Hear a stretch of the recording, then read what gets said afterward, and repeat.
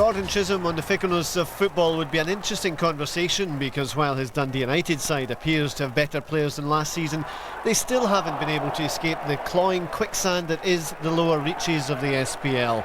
He was discovered this week that luck comes in different guises. After David Fernandes skied United's first attempt on goal, Gary Wales stole in at the back post for Killie and probably should have scored. A goal lost there might have been damaging to United's side that had scored just 11 league goals this season, 5 of them in one game, so praise to Derek Stilley for that save.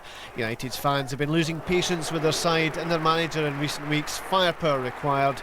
For this one, Lee Miller was relegated to the bench, but United were up against a confident Killie side that has been making chances and has been scoring goals. None, however, have come from Jamie Fowler. Fowler, to be fair, was in good position, and from another angle this was perhaps a more difficult chance than it seemed. Only at Ibrox had Killie failed to score before this game, the difficulty factor too great here even for an in-form Danny Invincible.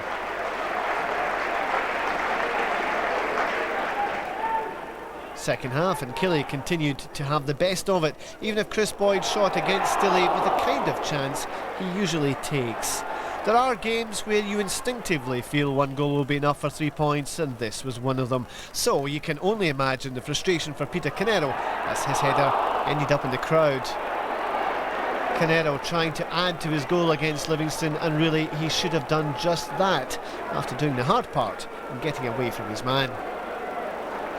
If the goal was gaping for Canero there, Stilley's net was opening up for Killie again. As Colin Nash cottoned on to Simon Ford's knockdown, again the finish was not there for the visitors. The United goal was living a charmed life, and as Killie pressed for the opener, the next opportunity wasn't far away. It fell to Gary McDonald. But Gordon Chisholm will gladly take all the breaks that might come his way just now. The biggest of them all came with about 5 minutes to go. Stilley and Boyd clashed, and only Craig Mackay and the United goalkeeper didn't see this as a penalty.